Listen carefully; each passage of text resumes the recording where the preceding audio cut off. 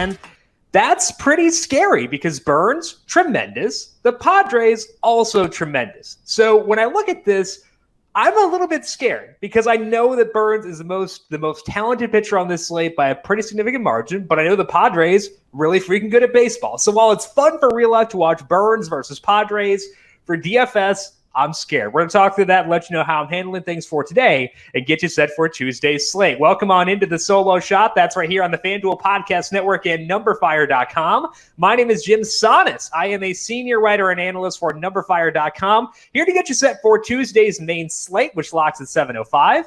It is an 8-game slate, and there is some weather to note for today. It is not rain, thankfully. However, some very cold temperatures in the middle of the country. It's 39 degrees at Wrigley for the Cubs and the Mets. That is a massive downgrade to hitters there. It is 44 degrees in Kansas City, so a downgrade to the Rays and the Royals hitters, and it is just 40 degrees in Denver for the Rockies and the Astros. So you don't make it like it's not Coors Field, it's still Coors, but it's not full Coors. It's like 70 to 80% Coors for today for the Astros and the Rockies. So take whatever sentiment you usually have around them, lower it. It does help that because the Astros were on the injured list when this slate was published, likely will not be for tonight's game, depending on their COVID situation. Their salaries didn't get bumped as much as you would hope. So it's actually beneficial. I think it winds up being okay. We can still use the Astros, but worth noting that it is colder than usual, so it's not full Coors that we get due to the temperatures. So low temperatures for the Cubs, Mets, Rays, Royals, Astros, and Rockies for today's slate. We'll talk about how that impacts things from a pitching and a hitting perspective, and also let you know what we're doing with Burnes here in just 1 second. But first, a quick reminder, we are live each and every weekday on the FanDuel YouTube, Twitch, Facebook, and Twitter pages answering your questions about MLB DFS. And a special chat today because, of course, Brandon Gadula is doing his PGA chat at 3:30 p.m. Eastern. For the Zurich Classic, there is no heat check for today because it is a team event. I think they're doing like some free-to-play game for it still. So you can play some form of DFS, but no traditional DFS. So no heat check for today, but Brandon will talk about it from a betting perspective. 3:30 p.m. I'll hop on around 3:45 or so, and we'll talk some NFL draft then. And after that, I'll go into MLB at 4 p.m. So a lot of good stuff happening today, 3:30 p.m. Eastern on the FanDuel YouTube, Twitch, Facebook, and Twitter pages. And even though there's no heat check this week, still plenty of reason to make sure you are subscribed to the numberFire Daily Fantasy Podcast feed. NBA, NHL, MLB, UFC, NASCAR, all coming this week. NASCAR in Talladega. So make sure you are subscribed to the numberFire Daily Fantasy Podcast feed. If you like what you hear, be sure to leave us a rating and review. That does help us out a ton, and we very much appreciate those of you who have done so already. What's going on, sports fans? FanDuel Sportsbook has a special offer for you this spring season. Same-game parlays allow viewers to bet on any NBA, MLB, or soccer match. Place a 4+ leg parlay on any game across those three sports. And if exactly one leg loses, you will receive a refund credit on the site up to $25. Come get involved in the action and place a same-game parlay on the FanDuel Sportsbook. Must be 21 plus and present in Colorado, Iowa, Illinois, Indiana, Michigan, New Jersey, Pennsylvania, Tennessee, Virginia, or West Virginia. Refund issued as a non-withdrawable site credit that expires in 7 days. Max refund $25. Terms apply. Gambling problem? Call 1-800-GAMBLER. In Colorado, call 1-800-522-4700. In Iowa, 1-800-BETS-OFF. In Indiana, 1-800-9-WITH-IT. For confidential help in Michigan, call 1-800-270-7117. In Tennessee, call the Red Line, 1-800-889-9789. Or in West Virginia, visit 1-800-GAMBLER.net. Pitching preview for this Tuesday slate. Corbin Burnes is the highest salary pitcher available. He is $10,500 on FanDuel. Pretty low for a guy of his talent. But again, part of that's likely due to the matchup with the Padres. Hunjin Ryu checks in at $9,700. Zach Wheeler is $94,000. Shohei Ohtani pitching tonight. He is $9,000. Good to see him back out there. Eduardo Rodriguez, and he's the only other guy at $8,000 or higher. So after Burnes, it does drop off quite a bit. There are some pitch count concerns there for sure. So it's a tough situation. I think that Burnes is very similar to Brandon Woodruff last night. And I was okay with Woodruff as my number 2 pitcher on this slate. Despite the match with the Padres, Woodruff, 6 innings, 7 strikeouts, 1 earned run, did really well there. It's a ridiculously tough matchup. I just don't know how much I care because Burnes is so good. And he is my number one pitcher for tonight's slate. Now, it's one of the tougher matchups you can possibly have. The Padres have a 125 WRC plus versus righties with a 19% strikeout rate. And both those marks are the best marks on the slate. So for this slate, you literally could not have a worse matchup for Corbin Burnes. You would need a truly special pitcher to still use them in this spot. I think Burnes is a truly special pitcher, though. He's doing something that he did towards the end of last year where he's leaning heavily on a cutter as his primary pitch. He is throwing that pitch 50% of the time, and you can't blame him for that. He got a 33% whiff rate on that cutter last year, according to Baseball Savant. His sinker was at 18%. So by flipping the usage between those two, leaning more on the cutter, less on the sinker, you would expect really good results in a big leap, and we've gotten that for sure. We are up to 4 starts now if you include the last start of last year for Burnes, where he's had more cutters than sinkers. In that time, he has a 1.63 skill interactive ERA. Not a typo, 1.63. Disgusting. A 43% strikeout rate and a 3% walk rate.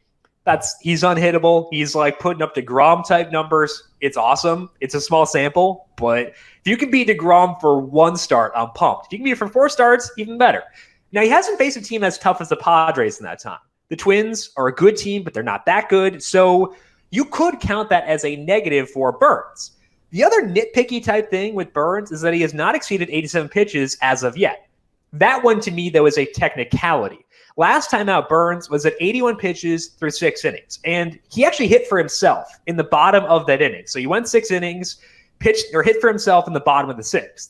The problem was that he actually may have gotten himself removed from that game by being too good of a hitter. He drove in a run there, and eventually it was a 7-0 game by the end of that inning. So the Brewers like, hey, we got a 7-run lead. Let's take this super valuable guy out of the game.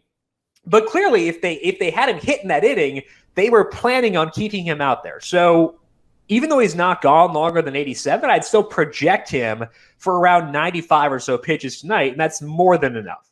So I understand if you don't want to go Burnes in this matchup.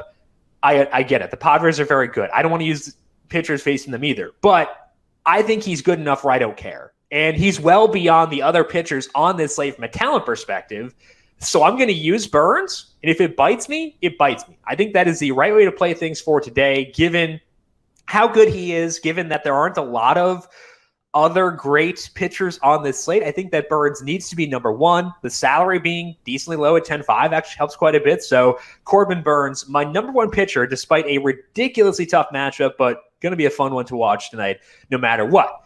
There's only really one other guy on this slate I really get excited about, and that's Hunjin Ryu. I don't usually get to use Hunjin Ryu because there are too many other good high strikeout pitchers on the slate when Ryu pitches. He's a top-end guy. He's usually on the same slate as Shane Bieber and stuff like that. But outside of Burnes for tonight, there really aren't that many guys. So I can lean on the raw, good pitcher, which is what Ryu is. And luckily for us, he's actually upping his strikeout rate the past couple of years as well. He has almost completely ditched his sinker over his past 6 starts. Again, solo shot favorite. We always love guys who ditch their sinkers. Ryu has done that his past 6 starts. Instead, he's throwing more cutters and changeups, and the cutter and changeup both got around a 30% whiff rate last year per Baseball Savant. The sinker was at 4.5%. So every fewer sinker he throws, bonus for us. Very good thing. In that 6-start sample with the sinker effectively in the back pocket, Ryu has a 25% strikeout rate with a 3.31 skill interactive ERA. That strikeout rate is very much high enough to be in play for DFS. It's still 18 percentage points lower than Burnes, but hey, we can't all be Corbin Burnes. He also has Ryu does that is a high floor due to his overall tools. He has just a 3% walk rate in that time with a 2% barrel rate. He's facing the Red Sox here. They have a 96 WRC plus versus lefty since the start of last year with a 23% strikeout rate. So they're not a terrible team, but they're also not one we need to fear. So with Ryu, we're getting a high floor because of how good he is as a pitcher, and his ceiling is getting better since the start of last year because his strikeouts are on the rise. I think that's what we have here with Ryu. High floor, good ceiling. I still go Burnes over Ryu by a decent amount because Burnes' ceiling is just so elite given his strikeout rate, but Ryu is a great alternative. I think he is easily the number 2 pitcher on tonight's slate by a significant margin. So if you're not going to go Burnes, I say go Ryu. And I think that I might just stick to those 2 guys for tonight. And part of that's because I like them, but it's also because there aren't a ton of other great options from a talent perspective on this slate. Like they're good pitchers. They're just not super high strikeout guys. So I think that when we have that, we have this lack of a true third option. That's where we want to lean on weather. Look for guys in good pitching situations. And I think we want to take advantage of that, whether it be via Chicago or Kansas City for today. And luckily, we have a guy in one of those games who can get some strikeouts and is facing a struggling offense. That's Taiwan Walker against the Cubs. I went into the year thinking the Cubs offense would be fine this year. I didn't think they'd be great, but I thought they'd be fine. I thought the issues they would have would be with pitching. That has not been the case. Their WRC plus against righties is down to 91 since the start of last year. They've got a 26% strikeout rate, which is one of the higher marks on this slate. That's a boost for Walker. And he can also get some strikeouts by himself. He has kept his pitch mix to open the year pretty similar to the end of last year. At the beginning of last year, he was throwing a decent number of splitters, and splitters can be tough on you from an injury perspective, and he has a long injury history, so he has decreased his splitter usage since the start of 2020. If we look at the 8 starts for Walker, since that splitter usage went down, he has a 24% strikeout rate. That's pretty good. He does walk a good number of guys. That's a concern, and that's why I'd rather just go with Burnes or Ryu rather than going with Walker, even though his salary is $7,700. The good thing is that salary for Walker does give you some flexibility. He's facing a high strikeout team. It is ideal weather for pitching, so I think we can get behind that and endorse Walker with the limited options elsewhere. Again, to me, this slate is more about going heavy on the top 2 guys, going heavy on Burnes, heavy on Ryu in your non-Burnes lineups. But if you want to go somewhere else, I do think that Walker would be number 3 for me. We'll talk about 2 guys I'm not using in things to watch because of pitch count concerns and also effectiveness. We'll get to them later on. We want to go to the stacks first. And I do still think that even though Coors Field is downgraded for today, I still think it's one we want to go to from a stacking perspective, in part because the Astros likely getting a lot of guys back tonight. They're facing Jon Gray. And I was interested in Gray heading into his last start. He wasn't bad there. He allowed 3 runs over 4 innings, and that's not going to raise any alarms. But we're up to 3 starts in the books now for Jon Gray, and the full picture seems more and more like he's the same guy he was last year, and that leads me to stacking the Astros at Coors for tonight. Gray, from a pitching perspective, just he's doing a lot of the same stuff. He is throwing more sliders and fewer curves, but it's a pretty small change, and his velocity is similar too. So I think he looks the same, and the results pretty similar for him. His swinging strike rate is 9.9%, or was 9.9% last year. It's 8.5% this year. Still not getting ground balls, still not generating a ton of weak contact. So it's possibly he's better than he was. And 2 of those starts were against the Dodgers, which is a really tough assignment, but it's hard for me to say that Gray has improved enough. He's improved to the point that we should stack against him when he's pitching at home. I need more evidence to say that, and we don't have that as of now. So for right now, I think it is wise to stack against Jon Gray. That means going to the Astros here, despite the cool temperatures. And again, they didn't get salary bumps as much as you usually do for hitters going to Coors Field because a lot of the guys are still technically on the COVID injured list. It sounds like we're probably going to get Yordan Alvarez back tonight, probably Alex Bregman back as well. So I think that's a good thing. You know, we kept their salaries in check. So to stack Coors, you're not stacking Coors as much as you usually would from a salary perspective. Probably back to full strength outside of potentially Jose Altuve.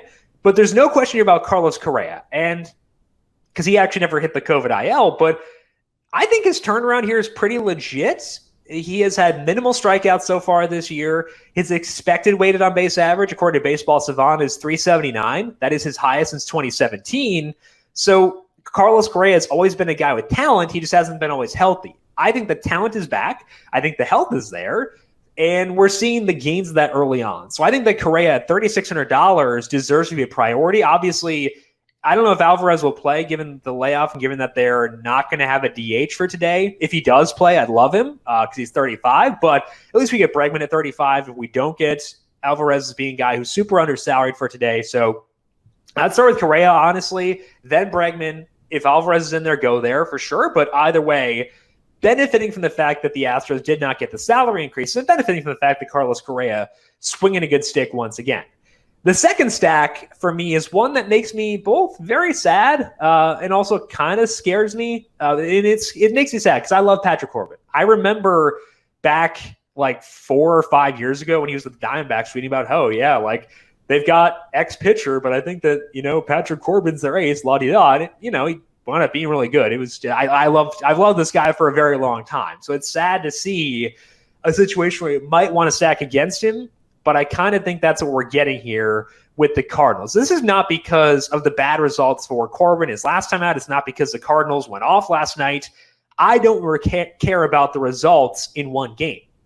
It's about some of the underlying stuff with Corbin here. Specifically, Corbin is not throwing his slider right now. He threw it 40% of the time last year. That is down to 25% in 2 starts this year. The velocity on that slider is down a full mile per hour, and there were some warning signs of this happening last year too. Back in 2019, the spin rate on his slider was 2,398 revolutions per minute. It was down to 2,241 last year, down to 2,193 this year. Spin rate generally doesn't move very much unless you're Trevor Bauer and find some pine tar somewhere. It doesn't change too much. So seeing decrease of now more than 200 revolutions per minute across 2 years, that's a pretty big red flag. So I'm concerned about Corbin. It could be why he's throwing it less often, but if he throws it less, he's going to be less effective. That's his money pitch. It's possible that he'll reverse everything here and right the ship, but the alternative is that Corbin is just not right now. And I don't want to play wait and see on that. If we do play wait and see, we're going to miss out on another night like last week where we can have some huge stacking nights. So I'd rather take risks and try to be ahead of things than being late. I'm pulling for Corbin. I'd prefer for him to be good again. He was awesome for DFS at times back in the past. For now, though, I am going to stack against him, and we'll see where things go from there. And as you know, I'm not a big Cardinals backer, but yeah, I know they went off against a righty last night, but they're a lot better against lefties. They have a 111 WRC plus against lefties since the start of last year. It isn't a small sample, but that's good. I am more willing to use Nolan Arenado against the lefty when he's not at Coors Field. I can get behind Yadier Molina. Paul DeJong had a double dong. DeJong double dong. That's fun to say. He had one of those last night. So I do think that we do want to go to the Cardinals here. DeJong, $2,800. Sweet. I think that works a lot. So definitely the Cardinals once again, or not the once again, but we're on them today, even though I do still have a fond place in my heart for Patrick Corbin. Now, with the weather out east with the weather in the center of the country, I should say, being as cold as it is, I do think that we need to try to seek out warm weather for our third stack for today. It's actually fine weather for the Nationals, so not worried about that. But for our third stack, I need a place that's warm. One team that has a good matchup and is in warm weather is the Angels. They're facing Jordan Lyles, and I think that it's a good spot to go with the Angels here. Lyles is someone who I think is trending up. He is throwing more sliders this year than he was last year.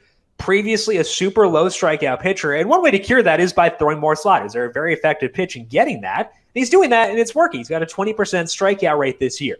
The trade-off we always talk about with sliders is that you often let up more hard contact, and we're seeing that with Lyles as well. His barrel rate is up to 8.5%. That is up from 7.8% last year. He's not a big ground ball guy. Hard hit rate allowed is 43%. So, yeah, we're going to get more strikeouts from Lyles this year, but if it leads to more hard contact, I'm still going to be okay making that trade-off. Because, yeah, I mean, like if you're Lyles too, you're going to make that trade-off because in this game you need more strikeouts to compete.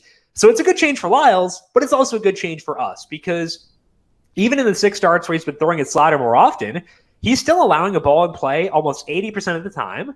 And with so many of those balls in play being in the air, that's something we want to take advantage of. And that puts us on the Angels here for tonight. And I say this while acknowledging that it's annoying to stack the Angels when we can't use Shohei Ohtani in our stack. He might still hit today. He did his first time pitching. I'm actually kind of skeptical that he hits just because he's on a pitch count. It's at 75 pitches. They might not use him as a hitter if it means they're going to have a pitcher in that spot longer. So if he doesn't hit today, which I think there's a decent shot he doesn't, that would downgrade the entire offense. And it also just gives us one less usable bat here. Mike Trout, Jared Walsh, 2 still legit studs. Justin Upton, went deep last night. I still want to use Jose Rojas if he plays. So, it's a bummer not to be able to use Ohtani. It's a bummer if he doesn't wind up hitting, because it does downgrade the entire offense. But I still think that there is enough here with this Angels offense to feel good about them. If Ohtani does play, sweet. We're going to feel good about that, because it does increase the value of Trout, Walsh, everyone, because it's another viable hitter in the lineup. But even if he doesn't, I still think there is enough here to feel good about the Angels. Let's actually stick with Ohtani here from a pitching perspective as we transition. Two things to watch. I'm always excited to watch him pitch. I am jacked that he's finally going to pitch again. It's just not along the pitch count for him to be in play for DFS. Rhett Bollinger of MLB.com said that Ohtani's going to be on a 75 pitch count for today. I would honestly take the under on 75, because he's thrown 3 bullpens since he got hurt. They were 10 pitches, 23, and 30. So, I think the realistic range is closer to 60 to 70 than 75, and that's not enough to be relevant for DFS, even in an elite matchup for Ohtani. So I want to watch him, excited to do so, and I hope that he hits today. I am just not comfortable with him as my pitcher for DFS. So Ohtani's awesome, excited to see what he can do, just not someone I'm using for DFS for tonight. I also am a bit wary of Chris Paddock. And I think it's worth mentioning that, because he has a super low salary. If you look at the 2020 numbers, if you look at the matchup, if you look at the betting odds, they all say Chris Paddock is in play for today.